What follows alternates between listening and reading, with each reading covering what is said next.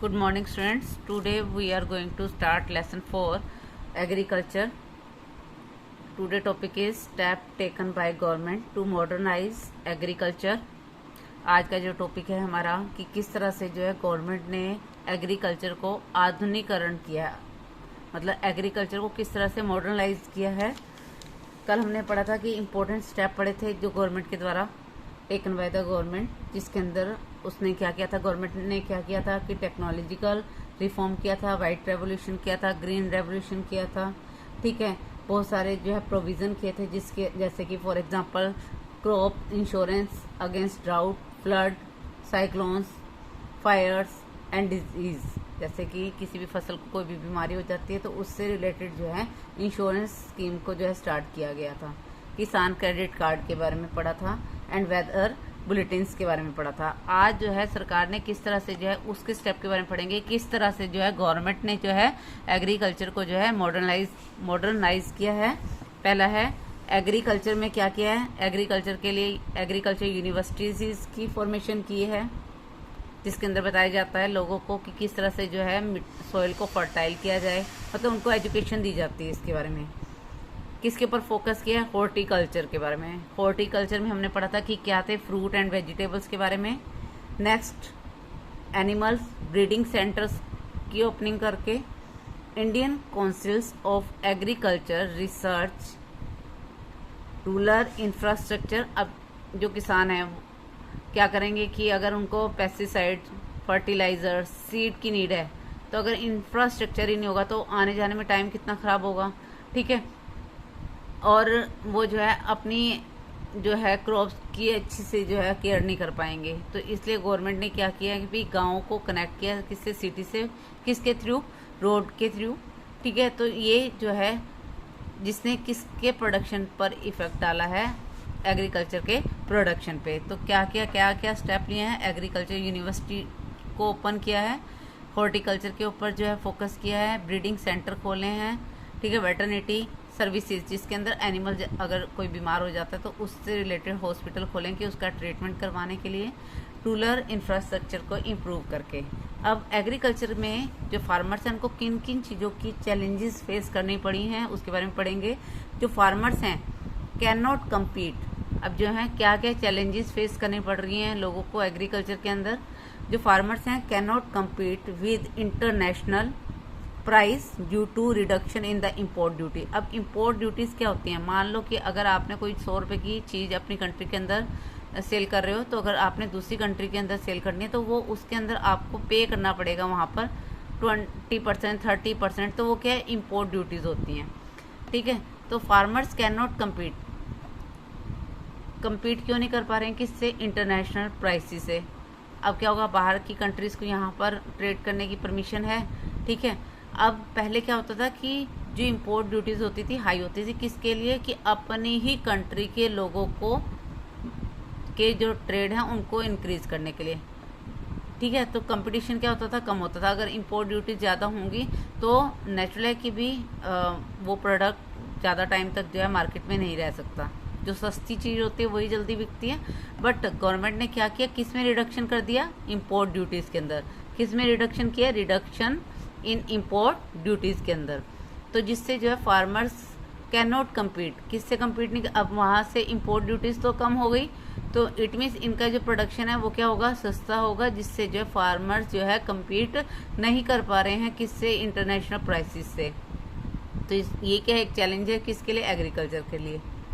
Farmers are withdrawing their investment, government is decreasing subsidy on fertiliser leading to increase in the cost of production. अब क्या हुआ, पहले subsidy मिलती थी किसके ऊपर, फर्टिलाइजर्स के ऊपर, सीड के ऊपर। सब्सिडीज मीन्स छूट होती थी, मतलब उनको जो है जो रेट होता था वो कम दिया जाता था, कम दामों पर उनको बीज प्रोवाइड किए जाते थे। अब सब्सिडी तो गवर्नमेंट ने देनी बंद कर दी, जिससे क्या हुआ, कॉस्ट ऑफ प्रोडक्शन क्या होने लग गया, ज़्यादा होने लगा। तो ये क्या है, एक एग्रीकल्चर के अंदर क्या है, चैलेंजेस है। तो गवर्नमेंट ने क्या किया, डिक्रीज कर दिया। किसको डिक्रीज किया है, डिक्रीज सब्सिडीज़ को। सब्सिडीज़ किसके ऊपर, ऑन फर्टिलाइजर्स के ऊपर। याद रखना है किसके ऊपर जो है सब्सिडीज जो है डिक्रीज कर दी गई, फर्टिलाइजर्स के पर, जिसके कारण क्या हो गया, इंक्रीज हो गया क्या, कॉस्ट ऑफ प्रोडक्शन। अब कॉस्ट ऑफ प्रोडक्शन होगा तो नेचुरल कि उसकी मार्केट में रेट भी क्या हो जाएगा, ज़्यादा होगा। एक चीज़ याद रखनी है कि जब कॉस्ट कम कैसे होगा, जब कॉस्ट ऑफ प्रोडक्शन जो होगा उसका रेट क्या होगा, कम होगा, तो नेचुरल है कि उस प्रोडक्ट का रेट भी क्या होगा, कम होगा। बट जब गवर्नमेंट ने डिक्रीज कर दिया तो कॉस्ट ऑफ प्रोडक्शन क्या हो गया, इंक्रीज हो गया। अगला है reduction in public investment by government. अब सरकार ने जो है किस में इन्वेस्टमेंट कम करनी शुरू कर दी है, public investment by the government. Low growth in agriculture, जिस कारण से जो है लो एग्रीकल्चर के अंदर ग्रोथ नहीं हो पा रही है तो लोग क्या हो गए, अनएम्प्लॉयमेंट हो गए। एम्प्लॉयमेंट जो है वहाँ पर क्या होगी, बहुत ही कम होगी। हमने पढ़ा था कि कितनी पॉपुलेशन जो है वहाँ पर जो है सबसे ज़्यादा पॉपुलेशन कौन से सेक्टर के अंदर एम्प्लॉयड है, एग्रीकल्चर के अंदर। बट जब लो ग्रोथ होगी, जब काम ही नहीं होगा तो क्या होगा, एम्प्लॉयमेंट भी क्या हो जाएगी, कम हो जाएगी। Next topic is food security. हम फूड सिक्योरिटी के अंदर क्या है कि government design national food security system. Government ने क्या डिज़ाइन किया है, नेशनल फूड सिक्योरिटी सिस्टम। किसके लिए, to ensure food security to every citizen. ये आ सकता है आपको कि क्या है फूड सिक्योरिटी, क्या है, जिसके अंदर सभी लोगों को क्या मिल सके, फूड मिल सके। तो एक ऐसी स्कीम जो है गवर्नमेंट ने स्टार्ट की है, डिज़ाइन की है, क्या, नेशनल फूड सिक्योरिटी सिस्टम। क्या होता है, food security to every citizen, सभी को क्या मिल सके, खाने को भोजन मिल सके। कौन सी स्कीम के अकॉर्डिंग, नेशनल फूड सिक्योरिटी के अकॉर्डिंग। अब इसके दो कंपोनेंट है, it consist of two component. First हमने 9th क्लास में पढ़ा था बफर स्टॉक के बारे में, जिसमें गवर्नमेंट क्या करती है, स्टॉक को इकट्ठा कर लेती है। And public distribution system means जो राशन शॉप हैं उन्हें हम क्या कहते हैं, पब्लिक डिस्ट्रीब्यूशन सिस्टम के नाम से जाना जाता है। तो अब ये बफर स्टॉक की मेंटेनेंस कौन करता है, food corporation of India, FCI। अब बफर स्टॉक को कलेक्ट करने की रिस्पॉन्सिबिलिटी किसकी है, फूड कॉरपोरेशन ऑफ इंडिया की, जिसे हम क्या कहते हैं, FCI। F मतलब फूड, C मतलब कॉरपोरेशन एंड I मतलब India. Food corporation of India is responsible for procuring and stocking food grain. अब आपको आ सकता है कि FCI के फंक्शन क्या है, कि वो क्या करता है, स्टॉक करता है और बचा के रखता है किसको, फूड ग्रेन को, एंड फिर डिस्ट्रीब्यूशन करता है किसको, पब्लिक डिस्ट्रीब्यूशन सिस्टम को। एंड फिर ये जो फूड सिक्योरिटी और फूड ग्रेन है, जो स्टॉक है, उसको डिस्ट्रीब्यूट किया जाता है किसके द्वारा, बाय पब्लिक डिस्ट्रीब्यूशन सिस्टम के द्वारा। क्लियर।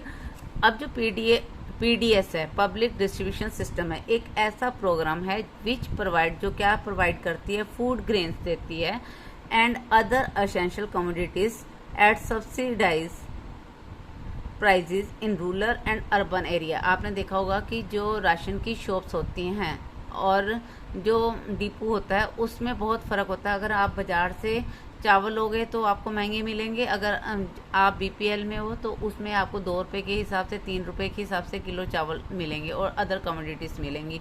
तो ये किसके थ्रू मिलेंगी, PDS। और PDS का मेन एम क्या है कि इंश्योर करना है फूड सिक्योरिटी देनी किसको, टू एवरी सिटीजन को। क्लियर। तो यहाँ पर जो PDS है वो एक पब्लिक डिस्ट्रीब्यूशन सिस्टम है। ये क्या करता है, लोगों को जो है फूड ग्रेन्स प्रोवाइड करता है सस्ते दामों पर, ठीक है, गांव में भी और शहरों के अंदर भी। इसका मेन ऑब्जेक्ट क्या है, primary objective of national food security are क्या है, कि सभी लोगों को क्या मिले, अवेलेबिलिटी ऑफ फूड ग्रेन हो सके, किसको, सभी को, टू कॉमन पीपल्स को, एट एन अफोर्डेबल प्राइस में। जैसे कि सरकार क्या करती है, मिनिमम सपोर्ट प्राइस से किसानों से खरीद लेती है और बाद में उसको जो है सस्ते दामों पर जो है गरीब लोगों को सेल करती है। तो इसका मेन ऑब्जेक्टिव क्या है फूड सिक्योरिटी का, क्या कि सभी को जो है क्या अवेलेबिलिटी हो फूड ग्रेन की, किसको, कॉमन पीपल को, और किसमें, अफोर्डेबल प्राइस है। The poor should have access to food.